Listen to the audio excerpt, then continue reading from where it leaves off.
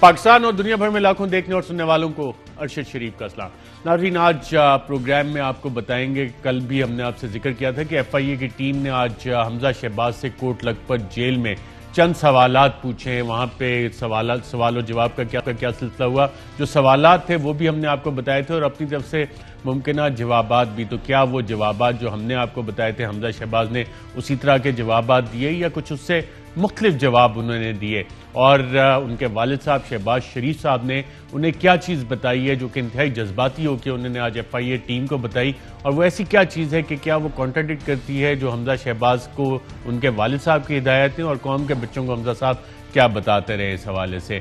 ساتھ ہی ناظرین، کچھ آپ کو احتیاط کی بھی بہت زیادہ ضرورت ہے، کیونکہ جو کرونا وائرس کی سیکنڈ ویو آئی ہے، اس میں کہا جا رہا ہے کہ ایک تو وائرس میوٹیٹ ہو گیا ہے اور جس طرح سے لوگوں کو یہ افیکٹ کر رہا ہے، ایک تو پریکاشنز وغیرہ نہیں لے رہے اور بہت تیزی کے ساتھ یہ پھیل رہا ہے، اسے روکنے کی بہت اشد ضرورت ہے۔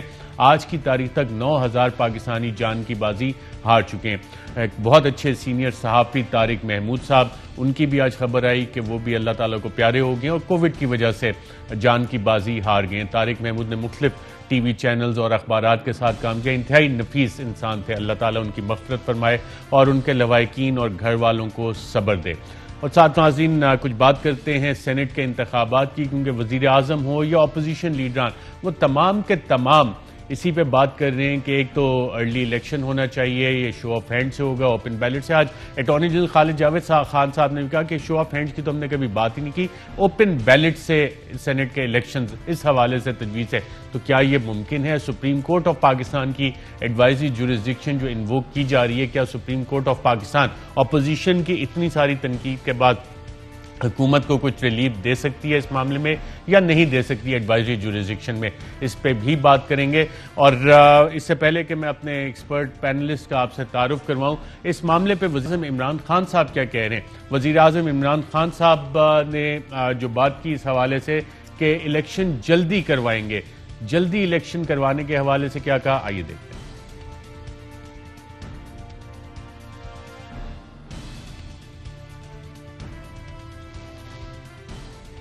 جی ناظرین، یہ آپ کو دوبارہ سناتے ہیں۔ ہمارے ساتھ میں اپنے پینل کا تعارف آپ سے کروا دوں، بیرسٹر اعتزاز احسن صاحب، senior advocate supreme court of Pakistan کے سینئر موسٹ سیاستدانوں میں شمار ہوتا ہے، 50 سال سے زائد سیاسی تجربہ رکھتے ہیں، مختلف ادوار میں منسٹر بھی رہے ہیں اور سب سے ایک سین وائس اس وقت کہا جا سکتا ہے پاکستانی سیاست کی۔ بہت شکریہ سینیٹر اعتزاز احسن صاحب ہمیں پروگرام میں شرکت کرنے کا۔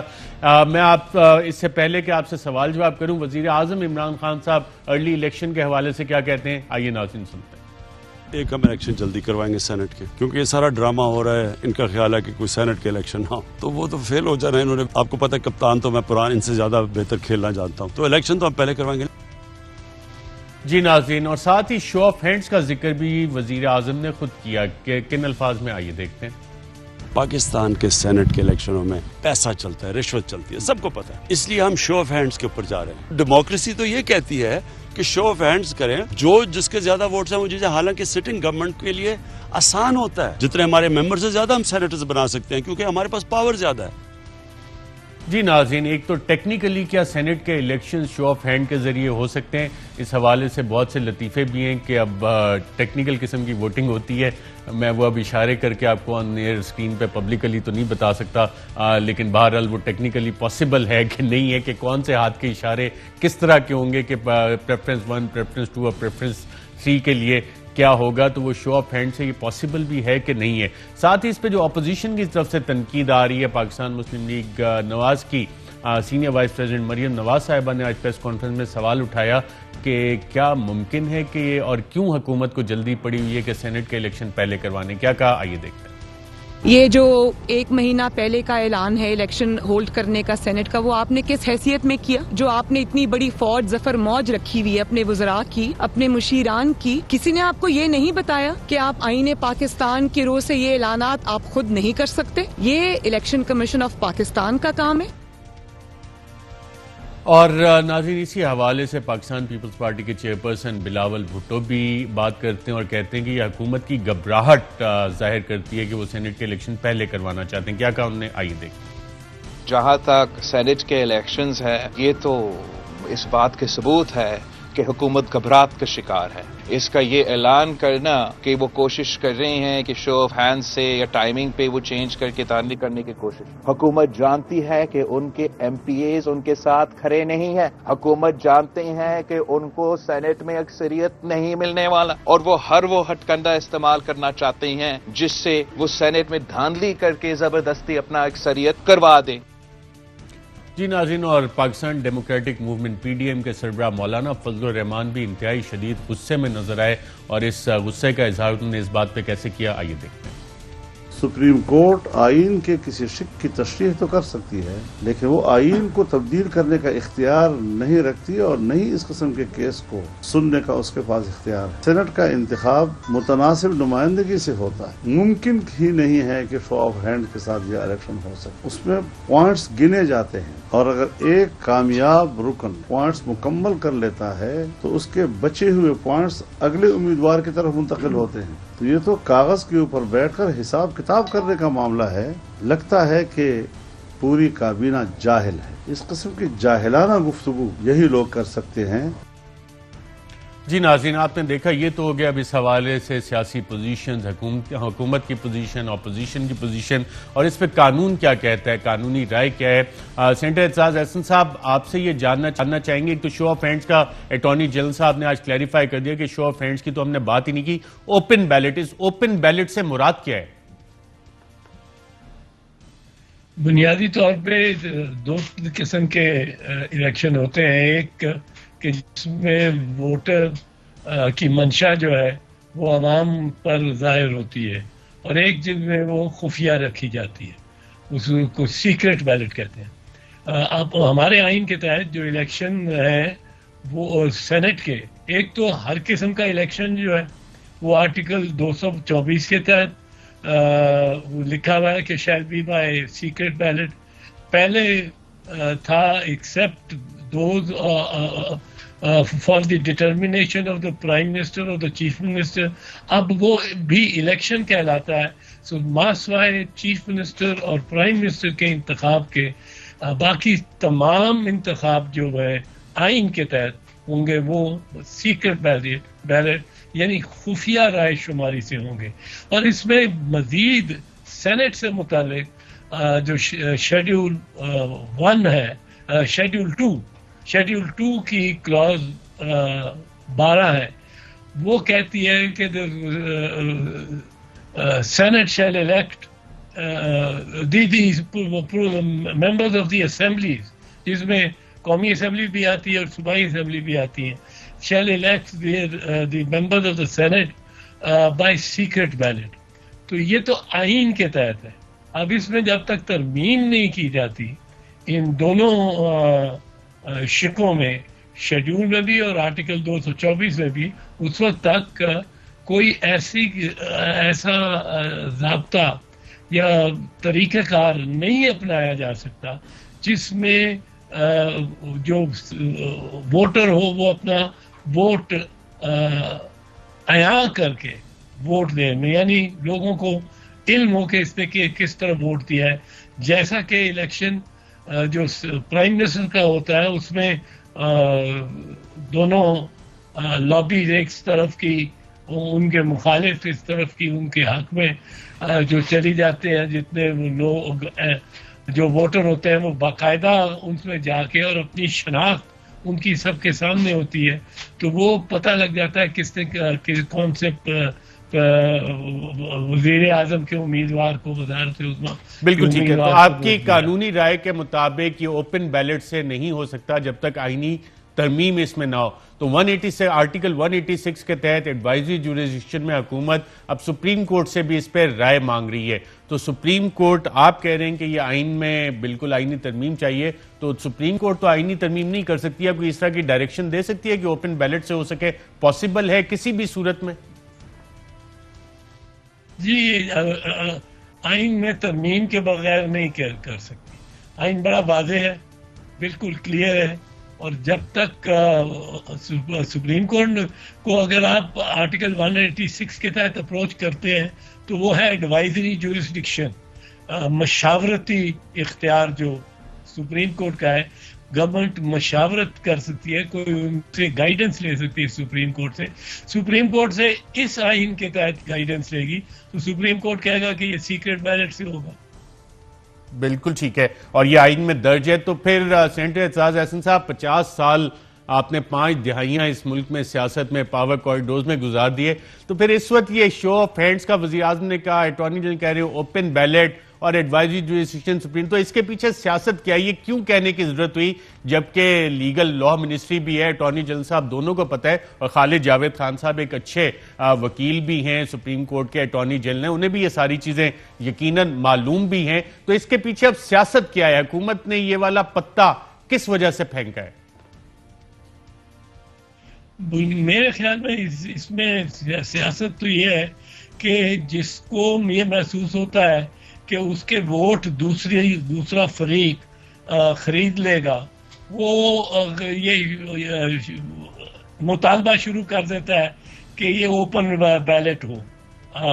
ये सिर्फ इमरान खान का मुतालबा नहीं, जब ये सेनेट का इलेक्शन हुआ है, सेनेट के चेयरमैन का इलेक्शन हुआ है, तो इसके बाद आपने देखा को याद होगा कि मियां नवाज शरीफ ने भी मुतालबा किया कि ओपन बैलेट से होना चाहिए. मियां शहबाज शरीफ ने भी मुतालबा किया, ये मौलाना ने भी मुतालबा किया. सब ने मुतालबा उस वक्त किया कि ये ओपन बैलेट में होना चाहिए, क्योंकि इनको महसूस हुआ कि ये इनके वोट जब जितनी देर तो ओपन वोटिंग थी इस मोशन पे कि ये इलेक्शन का कारोबार आज किया जाए, ये एक मोशन के तहत हाउस को और चेयरमैन को ये इख्तियार दिया जाता है, तो उस वक्त तक तो उनके ज्यादा लोग थे. लेकिन जब वोट निकले खुफिया बैलेट में तो कोई 10-15 कम थे, तो तब मियां नवाज शरीफ ने भी और शहबाज शरीफ ने भी, मौलाना की हद तक भी, इनके ये डिमांड थी, इनका मुतालबा था, इनका अपना मुतालबा था कि ओपन बैलेट से ये जो है इलेक्शन होने चाहिए. अच्छा, एक और चीज आ रही है, हुकूमत कह रही है कि जी हम पहले इलेक्शन करवा रहे हैं फरवरी के महीने में. तो फरवरी के महीने में पॉसिबल है? गालिबन 11-12 मार्च को जो हाफ रिटायरिंग सेनेटर्स हैं उनकी मुद्दत मियाद पूरी हो रही है, तो ये पॉसिबल है कि उससे महीना पहले फरवरी के महीने में ये इलेक्शन हो जाए? और क्या हुकूमत ने ये इलेक्शन करवाने या इलेक्शन कमीशन ने करवाने? हुकूमत की मंशा सामने आ गई है, वो पहले करवाना चाह रहे हैं, तो क्या इलेक्शन कमीशन हुकूमत की ये ख्वाहिश पूरी करने की पोजीशन में होता है? पॉसिबल है? जी, अमूमन ये होता है कि, और ये रिवायत रही है कि इलेक्शन कमीशन मांगता है प्रपोजल, एक तरह से राय मांगता है गवर्नमेंट की कि इन दिनों में से सेनेट की जो मौजूदा सेनेट है इसकी मियाद 50% मेंबरान की मियाद को खत्म होने से 30 दिन पहले के अंदर इलेक्शन कराए जाए. ये मंशा है आइन की. और टर्म ऑफ ऑफिस के खत्म होने से पहले इलेक्शन हो जाना कोई नई बात नहीं है. ये अभी आपने देखा कि जो बाइडेन इलेक्ट हो गया, अभी उसकी मियाद खत्म ही नहीं हुई ट्रम्प की, वो पहले इलेक्शन हो गया. वो फर्स्ट ट्यूसडे ऑफ एवरी चौथा नवंबर को वो इलेक्शन हो जाता है सदर का, जाके वो ओहदा संभालता है 20 बिल्कुल ठीक है. तो एतजाज अहसन साहब, आपने जो कहा कि आइन भी इसकी इजाजत देता है, आइन का आर्टिकल 224 क्लॉज 3 जो है, an election to fill the seats in the senate which are to become vacant on the expiration of the term of the members of the Senate shall be held not earlier than 30 days immediately preceding the day on which the vacancies are due to occur. इसका मतलब है कि क्या 11 फरवरी के बाद किसी भी दिन सेनेट के इलेक्शन हो सकते हैं? लीगली पॉसिबल है, कॉन्स्टिट्यूशनली पॉसिबल है? बिल्कुल, ये तो आपने पढ़ ही दिया. यही वो शिक है आइन की, और ये बड़ी वादे करती है कि 30 दिन पहले, जो मैं अर्ज कर रहा था कि 30 दिन के अंदर الیکشن کسی وقت بھی کرائے جا سکتے ہیں، وہ 11 فروری کو ہو جائے، وہ 14 فروری کو ہو جائے، یا وہ ٹیکنیکلی 11 مارچ سے پہلے کسی وقت بھی ہو، 30 دن کے اندر اندر ٹرم ختم ہو جانے سے پہلے۔ بالکل ٹھیک ہے۔ اچھا، اب اس کی مجھے وجہ سمجھا دیں کہ حکومت کیوں یہ والا کارڈ کھیلنا چاہ رہی ہے، اور حکومت کی کیا منشا اس میں شامل ہے کہ یہ مہینہ پہلی الیکشن کروا دیں، فیبرری کے مہینے میں کروا دیں؟ کیا یہ پاکستان ڈیموکریٹک موومنٹ نے جو ایک لانگ مارچ کا عندیہ دیا ہے کہ 1 فیبرری کو ہم ڈیٹ اناؤنس کریں گے کہ لانگ مارچ کب کرنی ہے، یہ اسے سکٹل کرنے کے لیے، اسے ڈیفیٹ کرنے کے لیے یہ کوئی پلان ہے؟ اور اس سے کیا وہ پی ڈی ایم کی لانگ مارچ جو ہے انفیکٹو ہو سکتی ہے کہ تمام لوگ اپنی لابنگ میں لگ جائیں گے ووٹ لینے کے لیے، سینٹ کے الیکشنز کے لیے، اور لانگ مارچ پریکٹیکلی انفیکٹو ہو جائے گی؟ یہ مجھے سمجھ نہیں آئی کہ حکومت کا منشا کیا ہے، کیونکہ اس میں کوئی سیاسی منشا ایسا افلاطون کے کتاب سے تو نکالا ہوا نظر آتا نہیں ہے۔ لانگ مارچ اگر ہونی ہے، لانگ مارچ سے زیادہ جو گورنمنٹ نے، جو اپوزیشن نے، پی ڈی ایم نے کمٹ کر دیا ہے اپنے آپ کو، وہ استعفوں سے ہے، وہ زیادہ اثر انداز ہو سکتے ہیں اس الیکشن پہ۔ اور اگر استعفے ہوں گے تو استعفے اس کے حکومت کے، جو موجودہ حکومت ہے عمران خان کی، اس کے حق میں جائیں گے، اس کو تو ایک لالی پاپ مل جائے گی۔ جو اگر استعفے یہ پہلے دے دیتے ہیں تو وہ الیکشن چاہے 10 دن بعد کرائیں، 20 دن بعد کرائیں، ان کے تو کینڈیڈیٹ ہی نہیں ہوں گے، ان کے ووٹر ہی کوئی نہیں ہوں گے، تو بڑا مشکل ہوگا پی ڈی ایم کے لیے۔ لیکن بالکل ٹھیک ہے، آپ نے یہ بات کی اعتزاز احسن صاحب، اسی بات پہ میں یہاں وقفہ لیتا ہوں، کیونکہ اس کے بعد ایک اور انتہائی چیز ہے۔ آج ایک پریس کانفرنس کی مریم نواز صاحبہ نے، اور اس میں انہوں نے کیا کہا، اور پی ڈی ایم کے دیگر قائدین بھی اس حوالے سے، استعفوں کے حوالے سے کیا کہہ چکے ہیں، اور پھر ریزگنیشنز کے حوالے سے انتہائی اہم بات ہے، اس کو ڈسکس کرتے ہیں۔ اور پھر حمزہ شہباز سے جو آج کوٹ لکھپت جیل میں سوال جواب ہوئے وہ کیا تھے، وہ بھی ہمارے ذرائع نے بتایا کہ بڑے انٹرسٹنگ سوال جواب تھے، وہ آپ سے شیئر کریں گے انشاءاللہ ایک وقفے کے بعد۔ ویلکم بیک ناظرین، بریک پہ جانے سے پہلے سینیٹر اعتزاز احسن صاحب نے کہا ہے کہ اگر متحدہ اپوزیشن استعفے دیتی ہے، یہ تو حکومت کے لیے ایک لالی پاپ کی حیثیت رکھے گا، یہ تو فیسیلیٹیٹ کرے گا، معاون ثابت ہوگا پرائم منسٹر عمران خان صاحب اور ان کی حکومت اور ان کی جماعت کے لیے۔ لیکن دوسری طرف اپوزیشن جو کہہ رہی ہے، وہ کہہ رہی ہے کوئی خالہ جی کا گھر نہیں ہے، اگر 500 استعفے آئے نا تو لگ پتا جائے گا۔ کیا کہا مریم نواز صاحبہ نے، آئیے دیکھتے ہیں۔ آپ 500 سیٹس کے اوپر الیکشن نہیں کرا سکتے بائی الیکشن۔ پوری اپوزیشن جب ریزائن کر دیتی ہے، آپ کے پاس کوئی چارہ نہیں ہے۔ اور یہ آپ جو کہہ رہے ہیں ہم الیکشن کرا دیں گے، تو یہ کوئی خالہ جی کا گھر نہیں ہے۔ آپ الیکشن اناؤنس کریں گے تو کیا ہم چوڑیاں پہن کے گھروں میں بیٹھے رہیں گے؟ 70% ووٹ کو ریپرزینٹ کرتی ہے پی ڈی ایم، تو وہ کیا آپ ان کے بغیر الیکشنز کرا لیں گے؟ اگر پی ڈی ایم ریزائن کرتی ہے، جو کہ انشاءاللہ تعالی ہم کریں گے، آپ الیکشن نہیں کرا سکتے۔ جی سینیٹر اعتزاز احسن، آپ کہہ رہے ہیں حکومت کے لیے لالی پاپ ہوگا یہ استعفیٰ، مریم بی بی کہہ رہی ہیں کوئی خالہ جی کا گھر نہیں ہے، آپ نہیں کروا سکتے، حکومت الیکشن نہیں کروا سکے گی۔ یہ بھی ممکن ایک ممکنہ سیناریو ہے، اس سے انکار نہیں کیا جا سکتا، کیونکہ 400 سیٹوں پہ الیکشن ایک، میں پہلے اور کانٹیکس میں کہہ چکا ہوں، ایک پورا جنرل الیکشن ہے، اور جنرل الیکشن بالکل ہلا دیتا ہے گورنمنٹ کو، اور اس میں یہ بھی امکانات میں ہے کئی دفعہ ایک حلقے کا الیکشن یہ ہلا دیتا ہے، کئی دفعہ 40 حلقوں کا الیکشن کچھ نہیں بگاڑتا گورنمنٹ کا۔ یہ تو دیکھنا پڑے گا کہ اس وقت پی ڈی ایم کس انداز میں سیاست کرتی ہے۔ اچھا سینیٹر اعتزاز احسن صاحب، یہ ایک بہت بڑا اگر ہے کہ اگر یہ 500 استعفے آ گئے تو جو سینٹ آف پاکستان کا الیکٹورل کالج ہے کیا وہ مکمل رہے گا؟ اور اگر وہ مکمل رہتا ہے ان 500 استعفوں کے باوجود، تو کیا تمام جو خالی ہونے والی نشستیں ہیں اس کا جو الیکشن ہے وہ پاسبل ہوگا اور وہ لیگلی ویلڈ ہوگا؟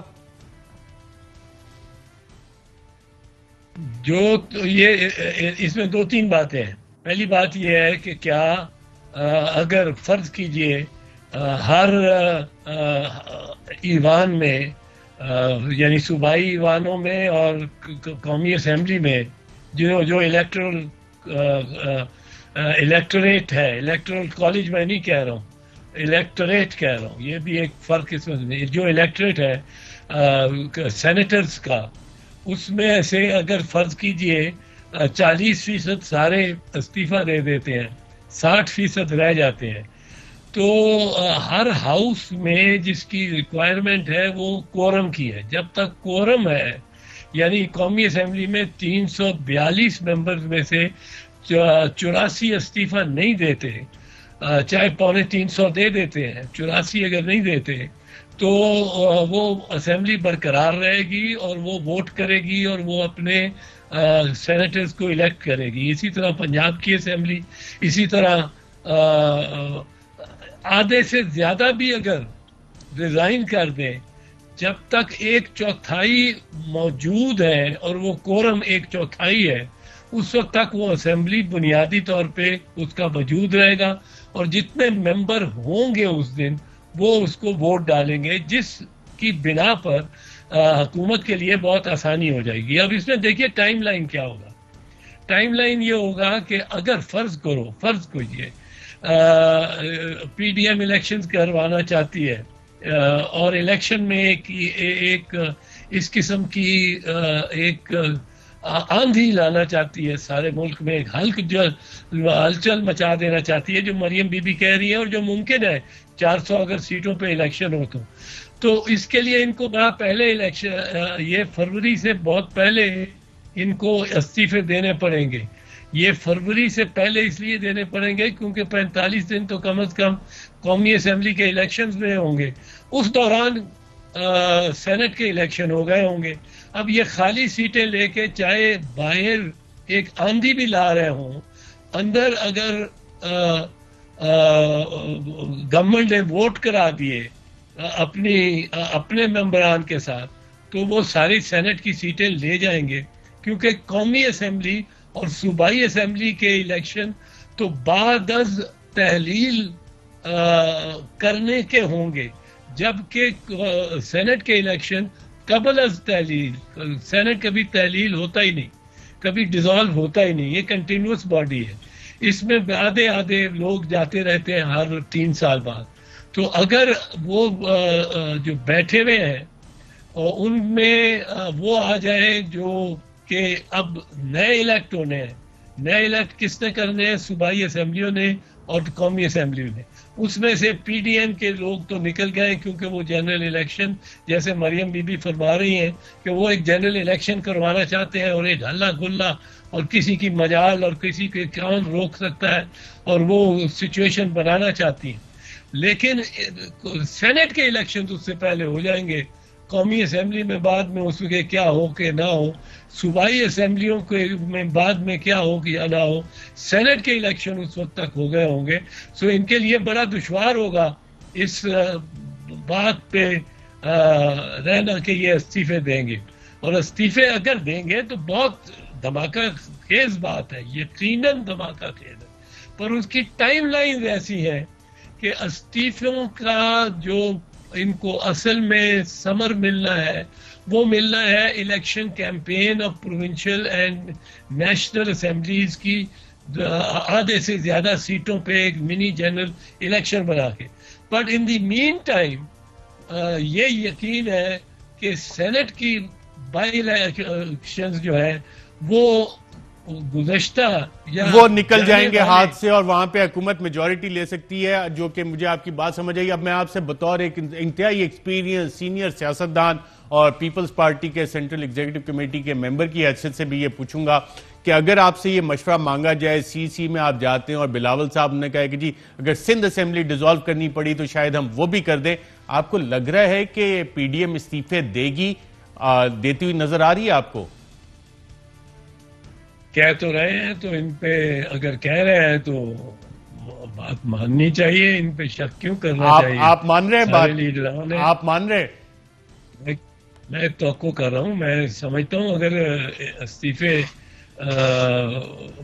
ان کے پاس آ جائیں گے لیڈرز کے پاس، تو لیڈرز کے پاس رکھنے کا تو کوئی فائدہ یا مقصد نہیں ہے نا. وہ ٹائمنگ کیا بھی ہو پر استعفوں کی بات تو ہر کسی نے کی ہے اور بڑے زور شور سے کی ہے. تو میں تو ان کی نیت پہ شک نہیں کرتا ہوں اور سمجھتا ہوں کہ جو کہتے ہیں وہ کریں گے. اور اگر استعفے مانگے اور یہ کہہ رہے ہیں کہ استعفے دیں گے، اور مریم بی بی نے بھی ابھی کہا کہ 400 سیٹیں اگر فارغ ہو گئی تو تم بھی فارغ ہو جاؤ گے، تو اس سے تو اطلاع یہی ملتی ہے کہ یہ استعفے دینے کے حق میں ہے. اب میں مشورہ کیا اپنی پارٹی کو دیتا ہوں ارشد، وہ تو میں جماعت میں ہی دوں گا. اور یہ قانونی بالکل. آپ نے 1985 کے الیکشن بھی دیکھے تھے اور آپ کی سیاست میں کئی دفعہ یہ چیزیں سامنے آئی ہیں کہ جب آپ الیکٹورل پروسیس سے باہر ہوتے ہیں اور کسی بھی سسٹم سے آپ باہر ہوتے ہیں تو اس سسٹم کو تبدیل کرنا انتہائی مشکل ہوتا ہے. کیا یہ آپ کے سیاسی ایکسپیرینس میں چیز ثابت ہوئی ہے 50 سالوں میں؟ اس میں بڑی سخت ہوئی. 1985 کی الیکشن ہی نہیں، جب 1988 میں ہمارے حکومت میں بی بی شہید کی پہلی حکومت بنی ہے جس میں میں وزیر قانون اور وزیر داخلہ کا حلف میں نے لیا تھا. تو پہلی حکومت جو ہماری بنی تھی، ہمارے سینٹ میں صرف 3 ممبر تھے. پیپلز پارٹی اور اپوزیشن کے ہمارے اتحادیوں کے ساتھ مل کے ہمارے 3 ممبر تھے صرف سینٹ میں. وہ کون تھے؟ یا بختیار صاحب،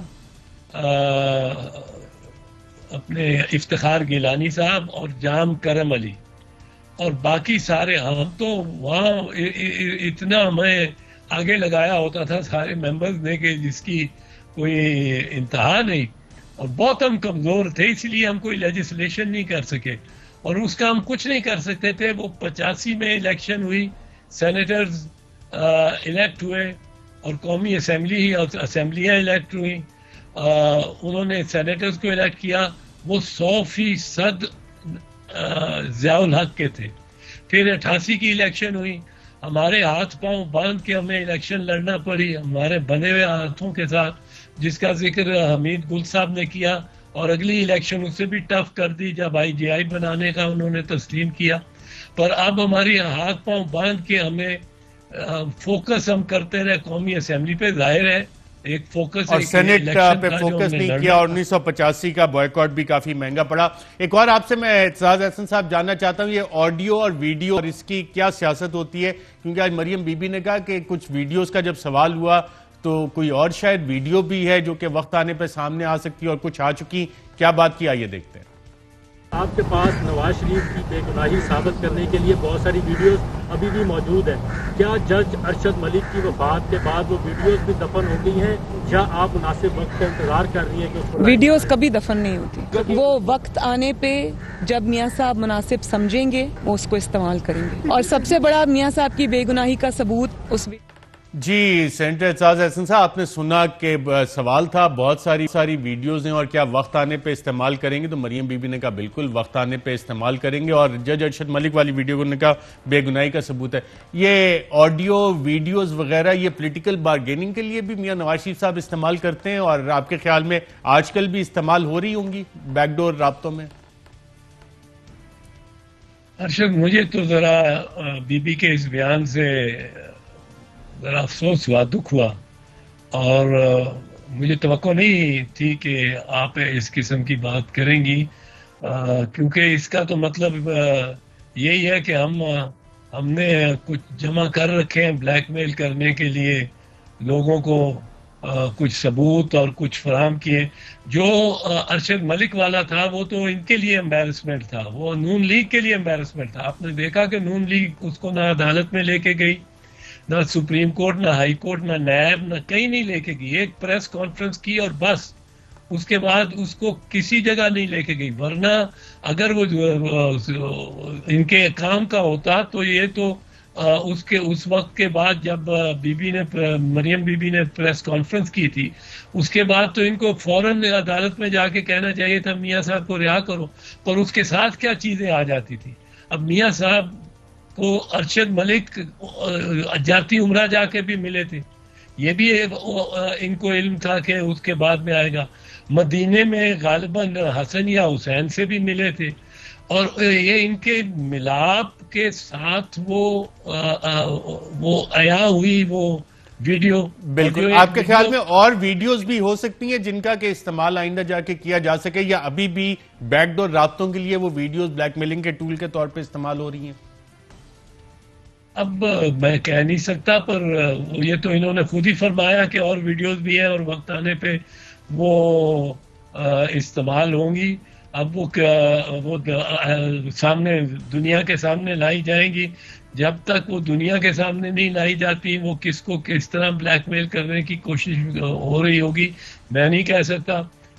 خدا نہ خواستہ میں فرض کرتا ہوں یوں ہی بات کسی کی تاکہ نہ کرے، فرض کیجئے میری کوئی ویڈیو ان کے پاس ایسی ہے تو مجھے تو یہ بالکل بلیک میل کر سکتے ہیں.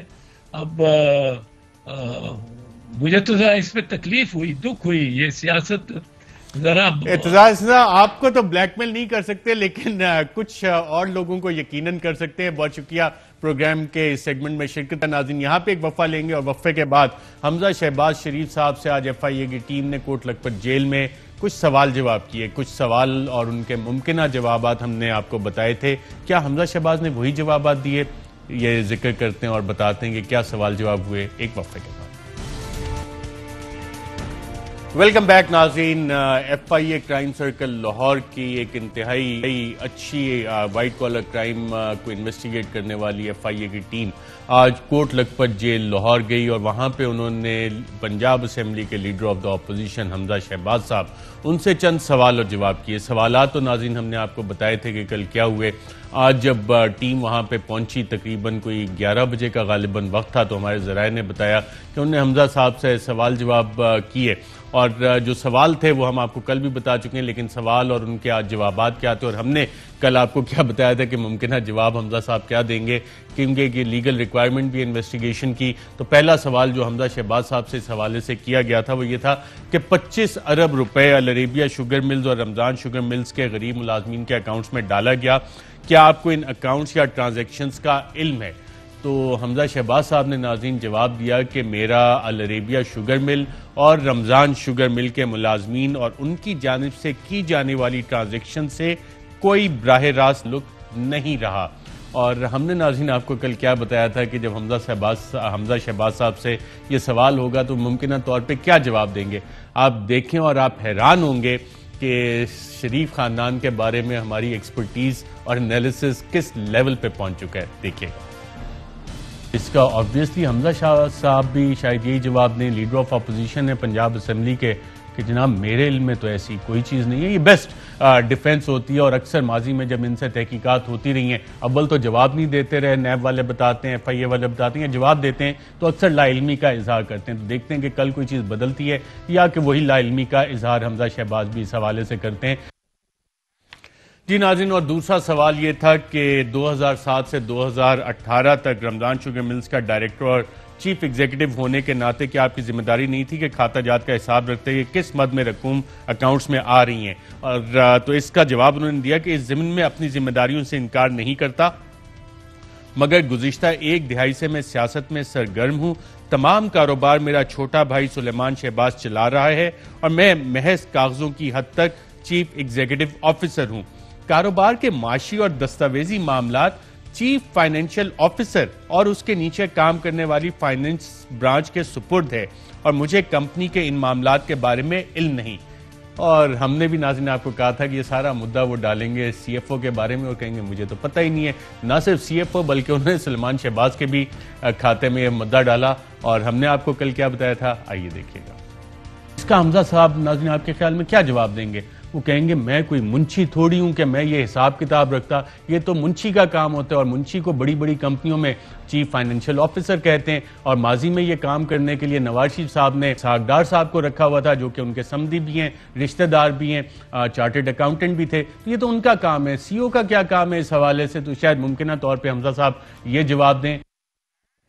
جی ناظرین اور پھر ان سے سوال کیا گیا کہ کیا آپ جانتے ہیں رضوان قریشی کو اور جو رقوم اس نے جمع کروائیں رمضان شوگر ملز میں اور منی لانڈرنگ کے لیے بھی یہ رقوم استعمال ہوئی. تو حمزہ شہباز صاحب نے اس حوالے سے جواب دیا کہ میں اپنی پوزیشن واضح کر چکا ہوں.